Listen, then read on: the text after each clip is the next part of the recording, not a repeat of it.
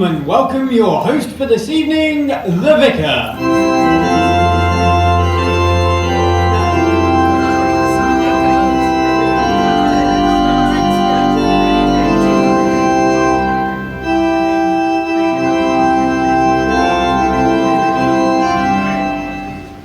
Good evening, ladies and gentlemen, and welcome to Denstone Variety Show. It's so nice to have you here. Now, the other week, I was travelling home late from Evensong, and when I got home, I turned on the television, and I happened to watch a programme called Live at the Apollo. Now, for those of you who haven't seen it, let me explain the introduction.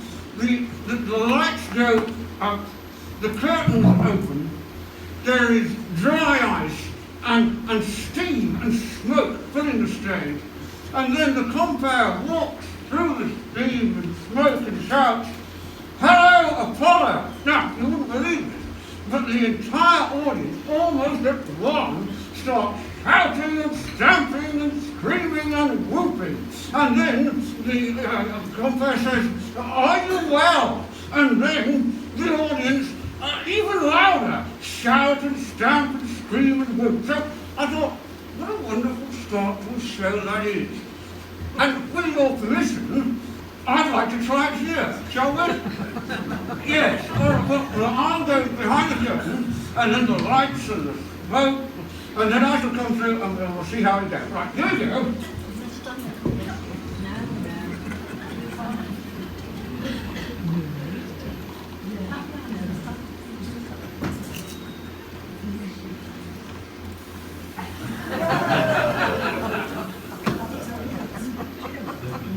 Hello, Denstone! Are you well? That was marvellous. Thank you so much. Yes.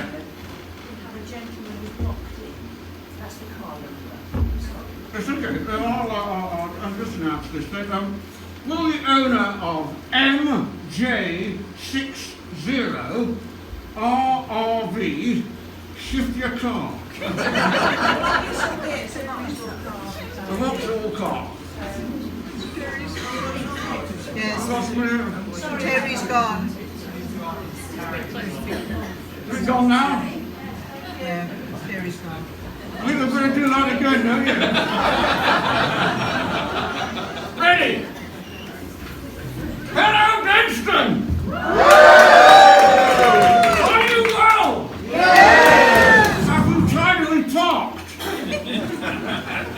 Right, well, this evening, ladies and gentlemen, you are going to see a wonderful array, a veritable feast of the very varied local talent that we have on offer this evening. And first of all, we have a welcome return to this stage to the Roston and Norbury Drama Group's performance of Sisters. Give them a big round of applause. Thank you.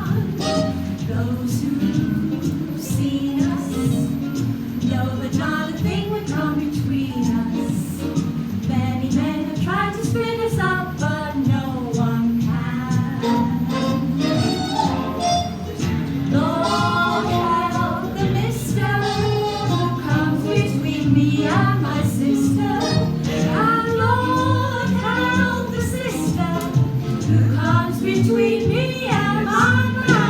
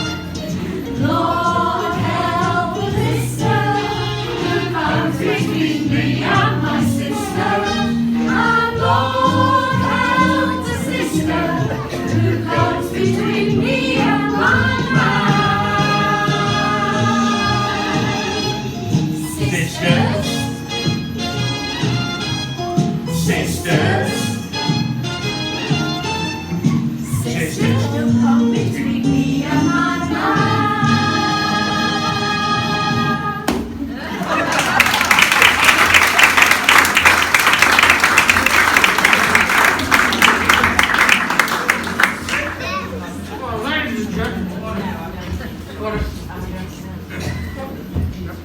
a wonderful start to the show. Thank you so much. And you'll be pleased to know that we're going to see more of Roscoe Newbury Drama Group in the second half of the show. Now, I'm sure you'd agree with me that no Denston variety show would be complete without a contribution from the village's very own songstress, Suzanne Smith. And she will sing for you that very well-known and lovely song, Never Enough, which is taken from that wonderful musical, The Greatest Showman. So please, would you welcome to the stage, Suzanne Smith.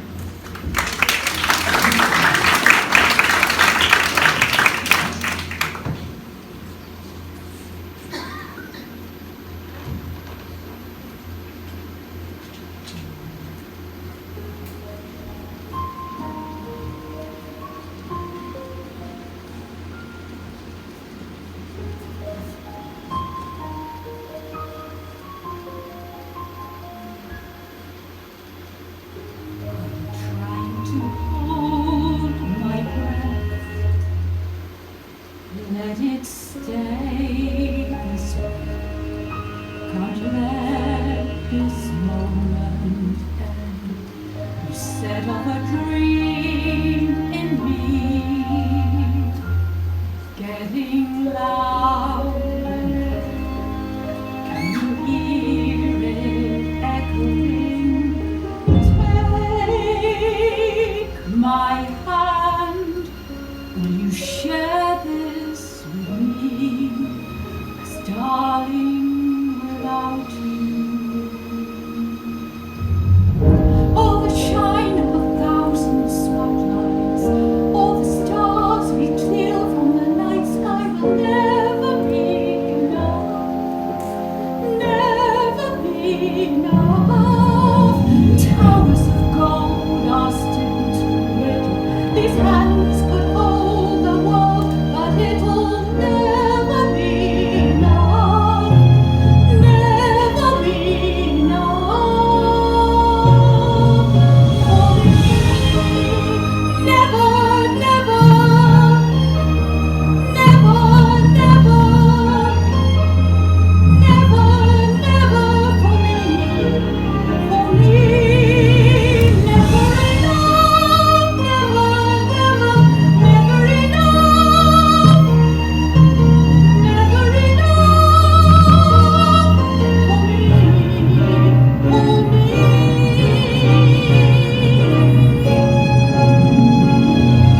All the shine of a thousand spotlights, all the stars we steal from the night sky will never be enough, never be enough.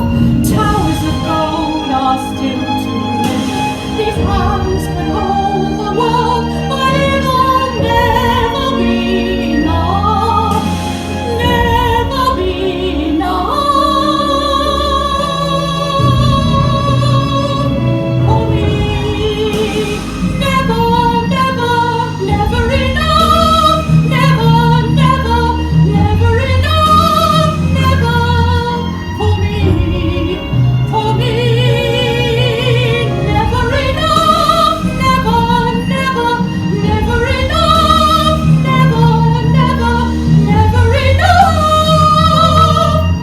for me, for me, for me.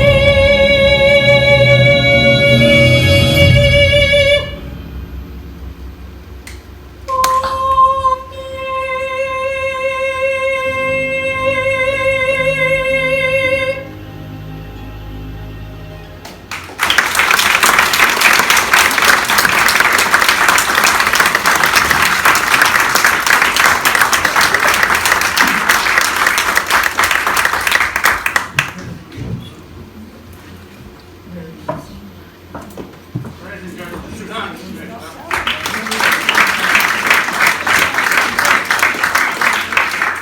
Well, now, ladies and gentlemen, something completely different.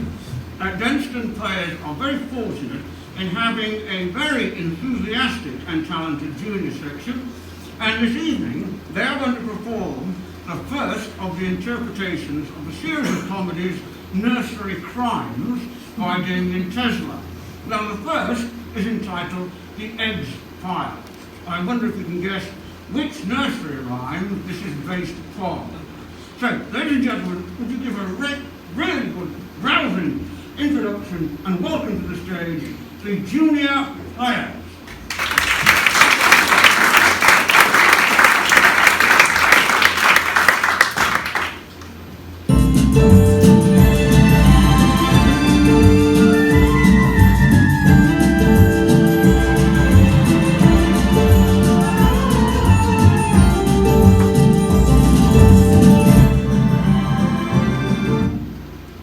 It was the beginning of a long, hot summer, and my cupboard was so bare, it made Mother Hubbard look like Tesco Express. After cracking the case of Cinderella's stolen slipper, I thought I'd be on the gravy train. But the only case that came my way was tracking down the Porgy boy after he ran away. Turned out he was being bullied by the local lads for being too popular with the girls. I needed a new case, a simple case, a profitable case. Any would do. The whole town was talking about the big bad wolf and all the damage he had caused down at Pink Brothers' new housing estate. He'd gone through that place like Hurricane Katrina and hadn't been seen since. While the whole town was out on the largest wolf hunt in history, I was here, in the office, with nothing to do. That was when the lawyer arrived. Missing Boots? Comicus, what can I do for you, Miss Winkin? You know me? You're from the only law firm in Nurseryland. Winkin, blinkin and nod. I've visited your office from time to time, but this is the first time we've officially met. Quite so. I'm here representing the interests of the late Miss Dumpty. You're not a medium, so I take it the big egg left us instructions to throw to this final tumble off the wall. That is indeed the case. I was curious, but curiosity can be fatal to someone like me. I had to play it cool. Well, that makes me nervous right there, Miss Winkin. People leaving instructions and things to happen in the event of their sudden death usually have reasons to believe that their sudden death is imminent. Does Dumpty know his life is in danger? I'm afraid I couldn't possibly comment on my employee's reasons for entrusting these files to me. He was very specific that in the event of his death, I swear 1 year, then deliver these files to him. From this moment on, the usual routine will be paid. So you notify my office that the last file is closed, we decide to terminate the employment. Good day to you, Mr. Boots. I'd asked for a case, and now I had a whole pile of them. The eggs files. It was profitable, all right. I would decide when I was done, so I could take as long as I liked with the case. But something told me this wasn't going to be simple. Well, of course I could call him Winkin, Blinkin and Nod, return the files, tell him I wasn't interested. But that would be a lie. Truth was, Dumpty's fall was still the biggest mystery. Maybe something in these files would shed a little light on that. After all, telling the lawyer to wait a year after Dumpty died suggested there was someone watching Miss Winkin. Maybe someone looking for a chump to be handling a bunch of secret files to investigate. I didn't fancy falling off a wall in the near future, even if I was most likely to land on my feet. But now the files were on my desk, and maybe the best way to keep my remaining lives intact was to solve the case. Come in! What a peak for weeks, and now I get 3 visits in 5 minutes. I had a hunch these two were going to ask egg-related questions. Hello, yolks. Have you had coffee this morning, or shall I put the kettle on? What? I thought you said, never mind. I'm Agent Duck. This is my partner, Agent Dick. We're with the FBI. And the Fairyland Bureau investigation would like my help. You'll appreciate your cooperation, Mrs. Boots. Comicus. So, you want me to crack a case, huh? Is it a hard boggling you're after? Or have you just run into a wall in your investigation? Funny choice of words there, Mrs. Boots. I already said, Comicus. Listen, we both know why you're here, so why don't you just spell it out for me? We've reason to believe you did visit a certain lawyer. Of course I have. You must have bumped into him in the lobby. What of it? The FBI are interested in the death of Mr. Dumpty, and any new evidence that comes to light should be turned over to us immediately. I'll certainly bear that in mind, Agent. You can contact the Big Two. They're staying there for the moment. Where's the old woman? Her child support payments finally came through. She bought the pellets from old King Kong. And she's renting the old shoe out. What's it like? Smells of salt, and it's got soul. We'll see you soon, Kurt.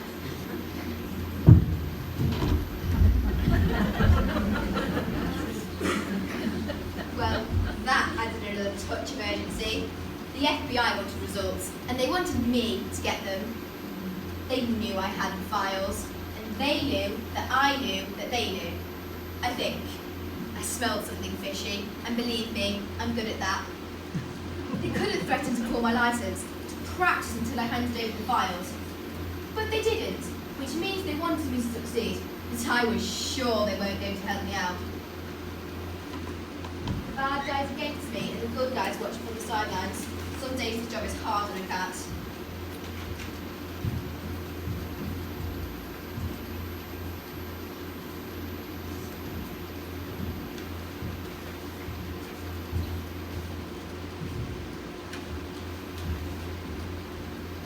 There was one common thread running through all those files. One name that kept coming up again and again. The Pig Brothers. Dumpty must have seen a lot from the top of his wall, as he surely amassed a great deal of information on the Pig Brothers and their construction empire. Shoddy building work, cheap materials, and illegal labour. They had a knack of dodging the blame when things went south. It was all in the files, but it was all speculation.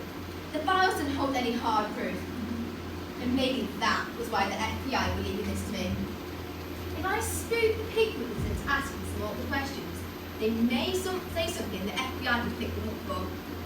Trouble was, that something might involve doing away with the pesky cat. Yes, come in.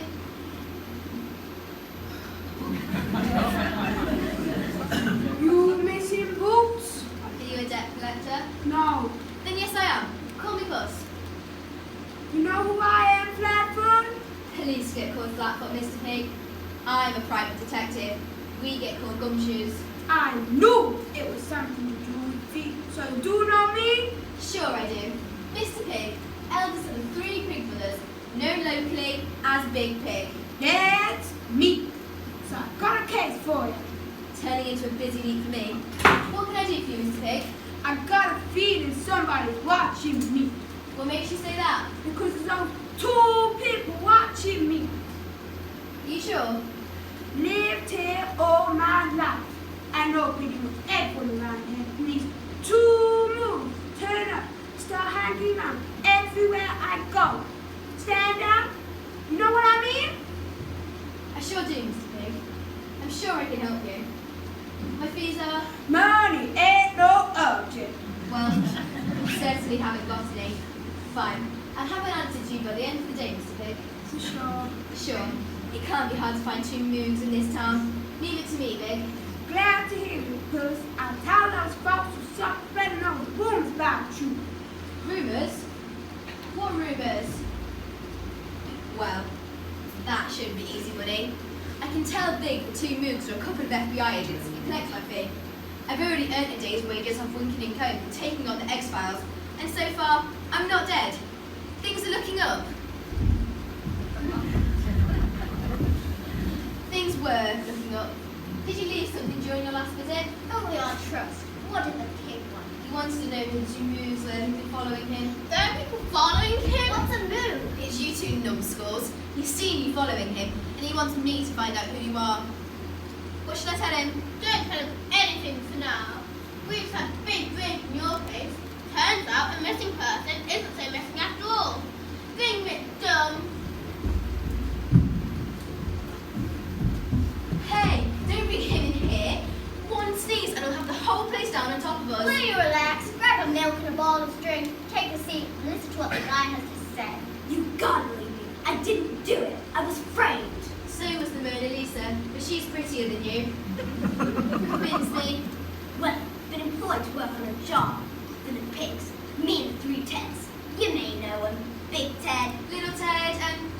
Wait, what was the third one called? Ted. Right. Anyway, we were hired to fill in a well up on the hill. Apparently some stupid kid kept falling down I it. knew that was the question. Not the sharpest in the litter.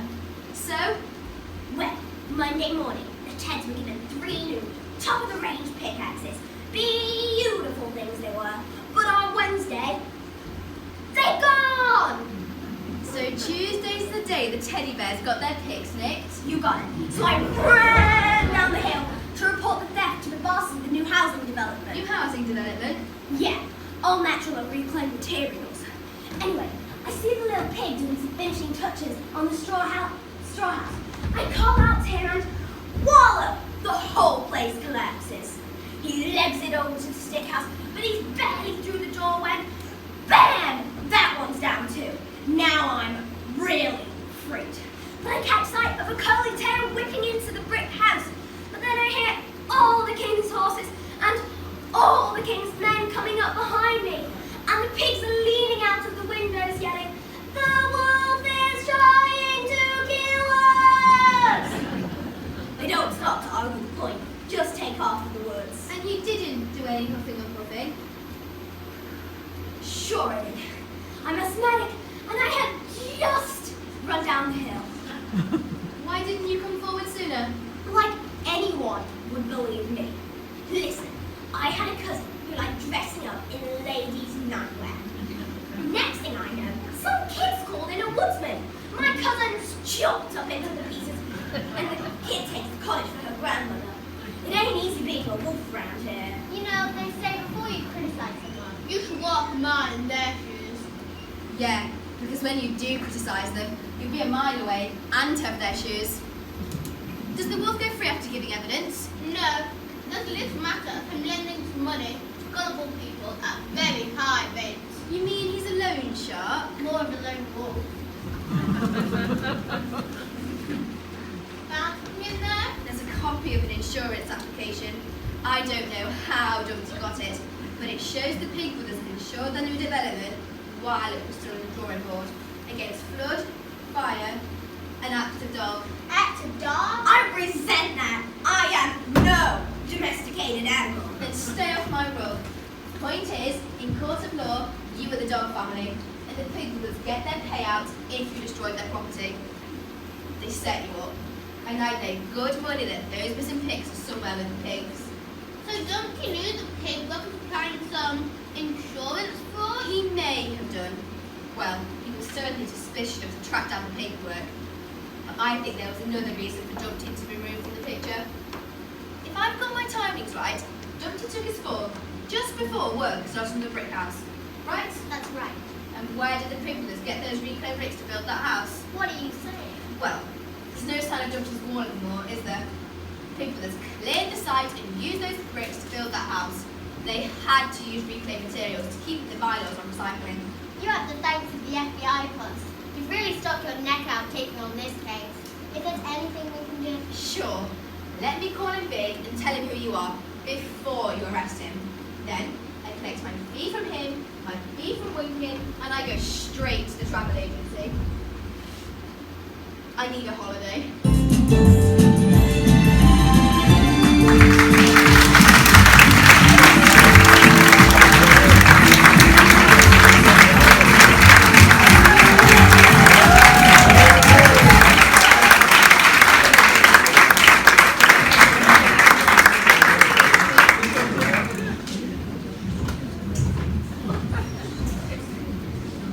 Well, I think that Dunstan Players is blessed with its junior section, wouldn't you agree? And did you recognise any of the children's stories or nursery rhymes? Shout them out. Goldilocks and the... Three bears. Goldilocks and Three Bears, yes, for that, any others? The what? The Three Little Pigs, excellent. Any more? Jack and Jill. Jack and Jill, another one, yes, excellent. Oh, Doctor, well, you have been paying attention, haven't you? Good. Well, now, I'm delighted to say that Dunstan Players owes an awful lot to one of our leading members, and that is Jill Brown, who actually directed the youngsters in that play. And now, I'm even more delighted to say that she is actually going to perform here on stage, and this time, a monologue entitled Kitty. Straight after that, there will be a second nursery crime performed by, let's say, more senior Denstone players, or indeed, in some cases, rather elderly Denstone players, to see if you can spot them. and then this is based on Puss in Boots and the Case of the Stolen Slipper. So first of all, give a rousing welcome to Jill Brown.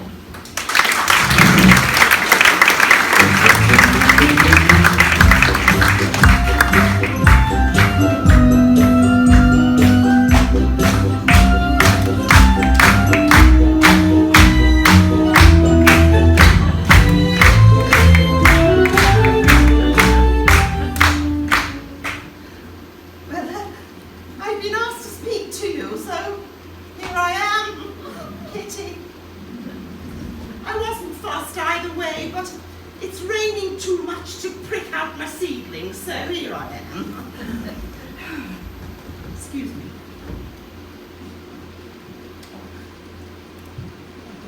The boys in flat 5 gave me a lattice jam puff for my tea, and the pips are really playing me up.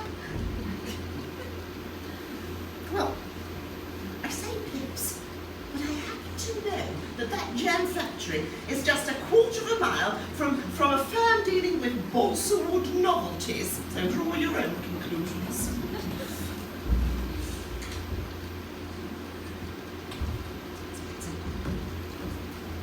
They're all my own, you know.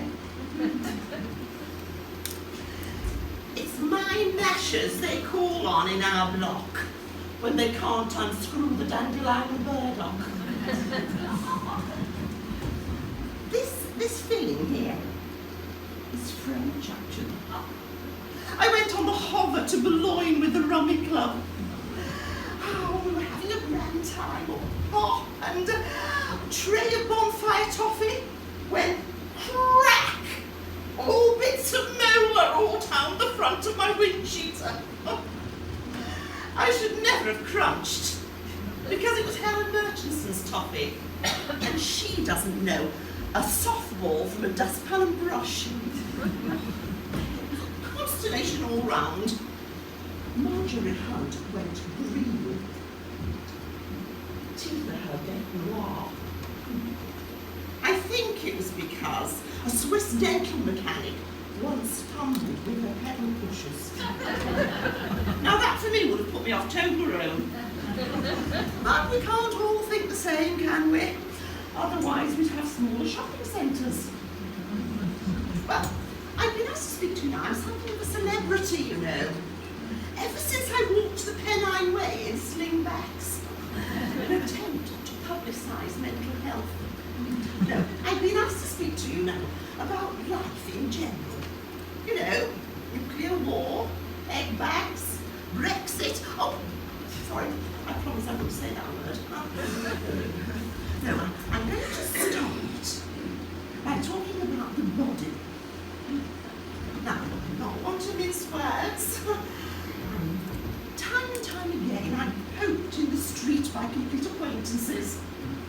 Kitty, they say. How do you keep so young-looking? Do you perhaps inject yourself with a placenta of the female Gibbon solution? What? No, I don't, as a matter of fact. No, I have a robust constitution. My father's mother once ran her own abattoir. And I've only been hospitalised once. That was when I was concussed by an electric potato peeler at the Ideal Home exhibition.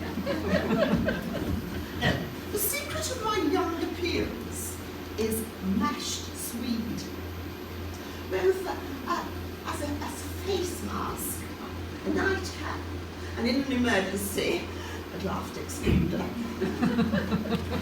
I do have to be careful about my health because I have a grumbling appendix. It once flared up in the middle of the gondoliers. Oh. No, I have 3 rules about a long life: exercise, hobbies, and the complete avoidance of midget gems. Yes, now I don't do dance classes. No.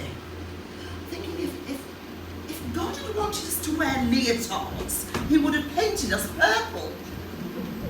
No, I have a system of elastic loops, and I dangle it from a knob on the cistern cupboard.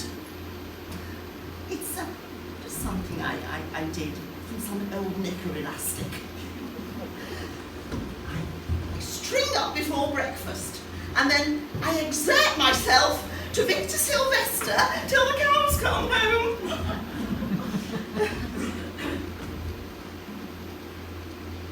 Oh, it's never that time, is it? This watch has never been the same since it went in the Born Vita. Oh, I had wing with me from Kidderminster. I'd had a few liqueur chocolates too many. Oh well. I think now I'll have to go. I'll have to go because otherwise I'll be thinking about all the things I've still got to tell you. I don't like drink, you know, even though the liqueur chocolate's just a little bit tipsy. I don't want a liver the size of a hot water bottle. No. If I want a buzz, as I call it, I make myself a piccalilli sandwich with Worcester sauce. That'll take your mind off your bunions, I can tell you. Well, I must go now, even though I'd like to stay longer, because my maisonette, it backs onto a cake factory. And I'm forever dusting my knickknacks. I let it all day. Mustache.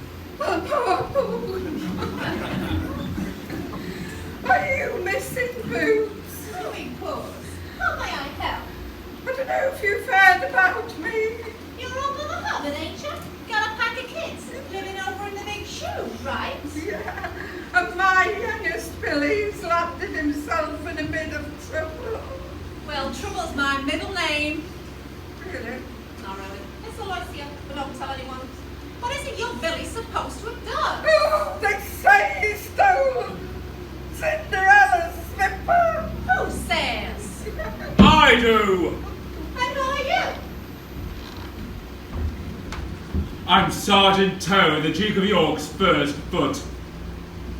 He was a hard-faced military man, the sort of drill sergeant you could see as a trainer at boot camp. Still, working for the Duke of York made you a tough man. The Duke had very changeable mood swings. When he was up, he was up.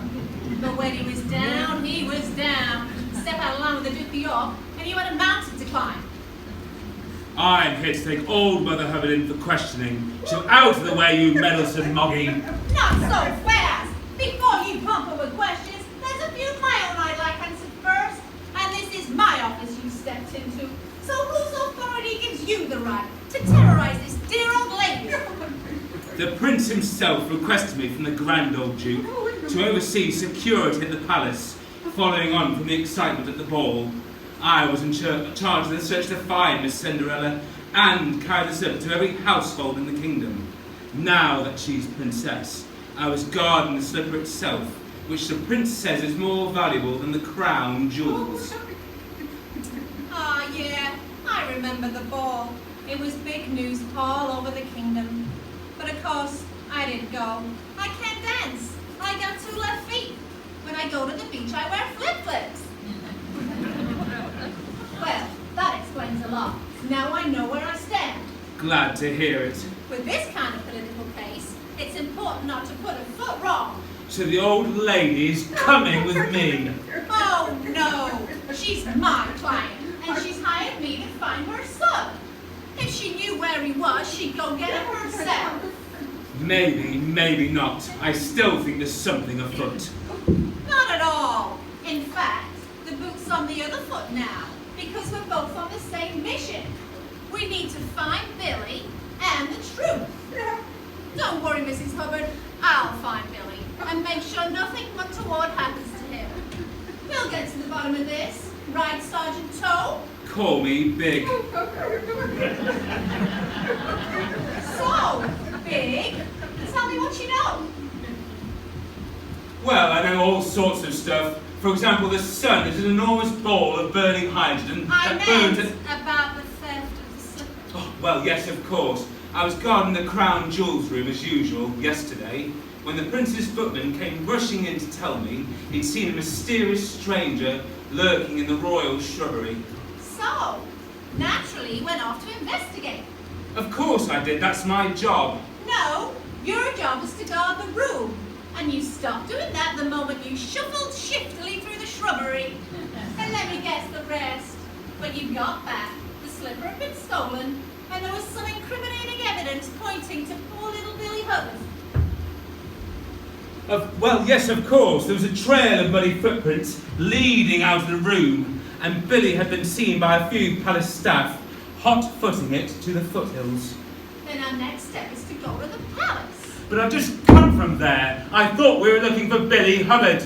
We're looking for the truth, my friend. And when we find that, I got a hunch it won't be Billy we're looking for anymore.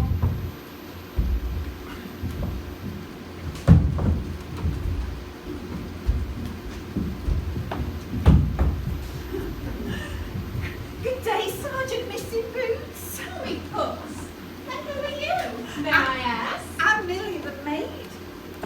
Puss, the lady. Puss will do, Millie. This dame had it all. Legs that went all the way up. The kind of legs that make me and socks looks expensive. Millie, did you say anything? How long have you been working at the palace, Millie?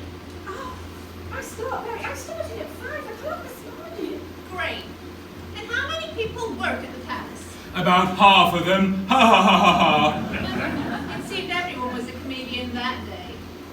Millie, did you see anything strange yesterday? To do with the theft of the slipper, I mean. Well, I was very busy yesterday. You see, I took tea out to the king. His Majesty was trying to balance the books in the accountancy centre. And then the Queen, she was in the cafeteria trying out her new breakfast menu. She calls it the parlour, mind you, but it's ever so popular with the visitors. Let me get this straight. The king was in the counting house, Counting out his money. The Queen was in the parlour. eating bread and honey. Right, I get it. And after that, I bet you had some washing to hang out. Yes, we did. You see, the Queen isn't very good at keeping crumbs out of her pockets. And that's when I got this, attacked by a mad blackbird. I've seen that before. Attacked by a raving lunatic. Clearly meant for the crumbs. Well, I just recovered from that when Billy came bursting through my clean sheets, bare feet flying and hot-footing it up into the hills. It's just like I told you, Puss. The young ragamuffin is behind the fence. Otherwise, why was he running away like that? Was anyone running after Billy, Millie? Well, yes, all the king's horses and most of his men too. Well, that sounds like a good enough reason to keep running to me. You got to admit, the palace guard don't have a good reputation. Remember Humpty Dumpty yesterday? All the king's horses and all the king's men didn't do much to help that situation. Humpty fell off that wall. He wasn't pushed, and I wasn't there. I'll take your word for it, Big. All I'm saying is that by letting those horses try first, there wasn't a lot left of the show for even the most medical of soldiers to make a difference. Thank you for your time, Millie. We'd better go look at the scene of the crime now.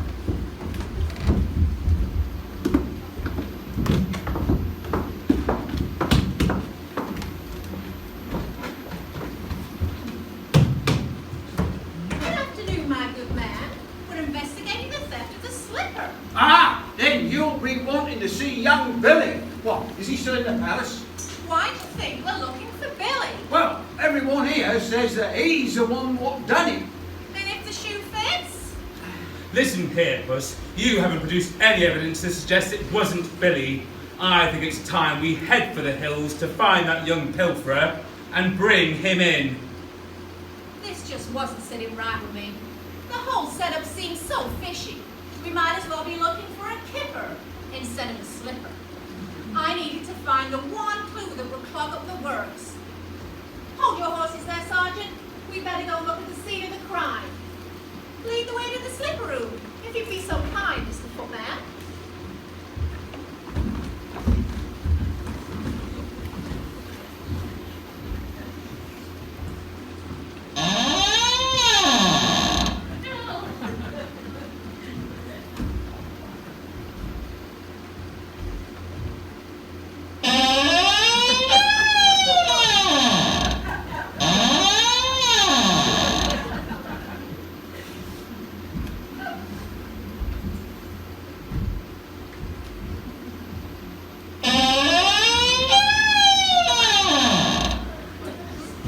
Missing boots, you can clearly see the miscreant's footprints.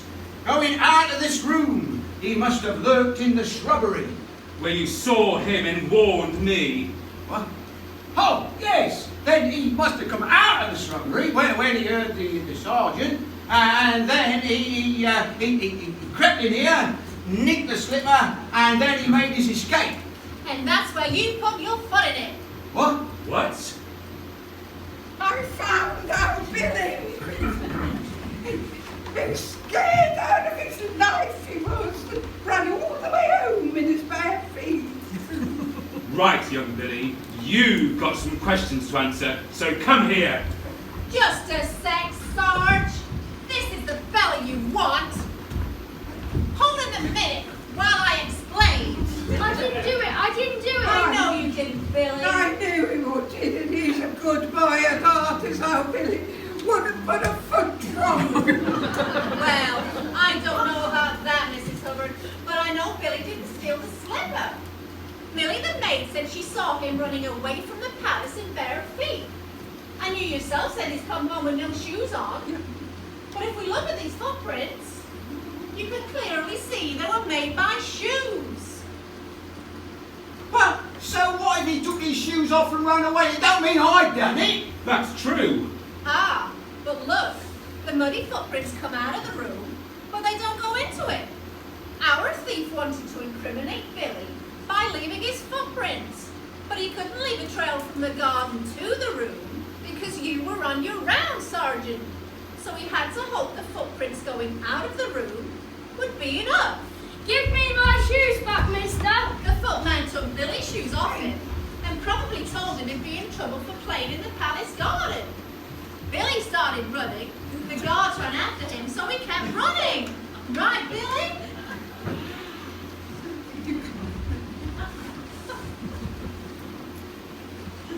But why did he take the slipper in the first place? Well, why did you, Mr. Footman? 30 years I've been working here as a footman in the palace. 30 years of everyone telling me what to do and where to go. So I thought to myself, if I staged a robbery and then returned the slipper a week later, then the prince would give me a better job with more authority than I had before. There ain't nothing wrong with a little ambition, Mr. Footman, but by using an innocent kid to get your break is very bad. If I didn't have my principles, I'd suck it to you. In my book, you're a heel.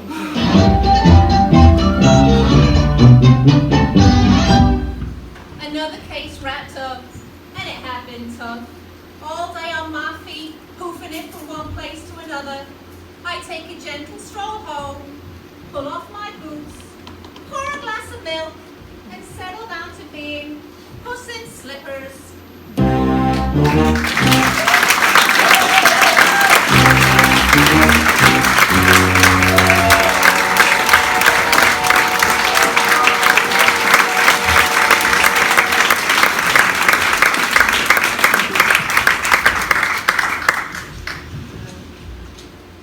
I've just been handed a note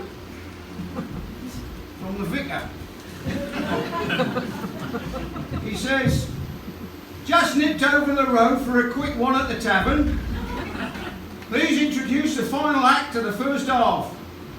It features Marnie and Daisy in a dance routine based on the Bugle Boy medley. There will then be an interval for the audience to get a drink, and I'll be back to draw the raffle after that. Many thanks, the vicar. Right, well, I'm having it off on my toes now, so welcome, Marnie and Daisy!